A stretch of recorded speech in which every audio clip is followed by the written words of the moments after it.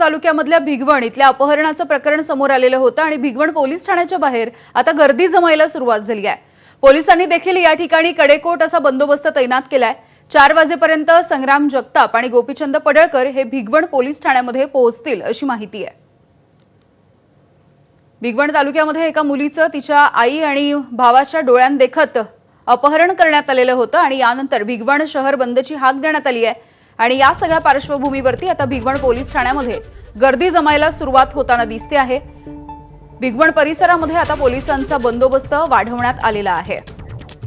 जयदीप भगत आमचे प्रतिनिधी आपल्याला माहिती देत आहेत। जयदीप, काय नेमकं तिथलं वातावरण आहे? कारण सध्या शहर बंदची हाक देण्यात आलेली होती।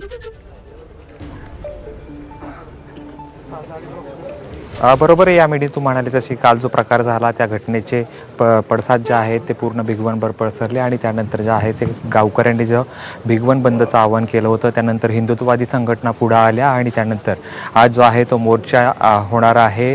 आणि या ठिकाणी आमदार गोपीचंद पडळकर आणि आमदार संग्राम जगताप या ठिकाणी येऊन जो आहे तो ठिय्या देणार आहेत आणि या संदर्भात जाब विचारणार आहेत। खरं तर गेल्या महिनाभरापासून या ठिकाणी जे आहे त्या मुलीचं आणि त्या मुलाचं फोनवरून बोलणं होत होतं आणि त्यानंतर जे आहे ते पोलिसांना काल दुपारी 3:30च्या दरम्यान ही घटना घडली। मात्र अद्यापपर्यंत पोलिसांना त्या दोघांनाही शोधण्यात यश आले नाहीत। जो अपहरण करणारा आहे आणि जे अपहरण करणारी व्यक्ती आहे की या दोघं एकमेकांशी फोनवरून बोलत होते। असं जरी असलं तरी गावकऱ्यांमध्ये मोठा संताप आहे आणि यामुळे जे आवाहन केलं होतं हिंदुत्ववादी संघटनांनी 4 वाजता या ठिकाणी जमायचं आणि जन आक्रोश मोर्चा करायचा, आपण बघू शकतो या ठिकाणी भिगवण पोलीस ठाण्याबाहेर मोठ्या संख्येनं या ठिकाणी जे आहेत ते कार्यकर्ते किंवा हिंदू मोर्चासाठी जमायला सुरुवात झालेली आहे। त्याच पद्धतीनं पोलिसांचा या ठिकाणी मोठा बंदोबस्त पाहायला मिळतोय। स्वतः पुणे ग्रामीण पोलीस अधीक्षक संदीप गिल देखील या ठिकाणी आणि मोठ्या संख्येने या ठिकाणी पोलिसांचा कडकोट बंदोबस्त आहे। त्यामुळे बघावं लागेल की अगदी थोड्या वेळामध्ये हा मोर्चा सुरू होणार आहे का किंवा पोलीस काही वेगळी भूमिका घेतील का या मोर्चाच्या संदर्भात, हे बघणं महत्त्वाचं आहे। तुर्तास धन्यवाद माहितीसाठी।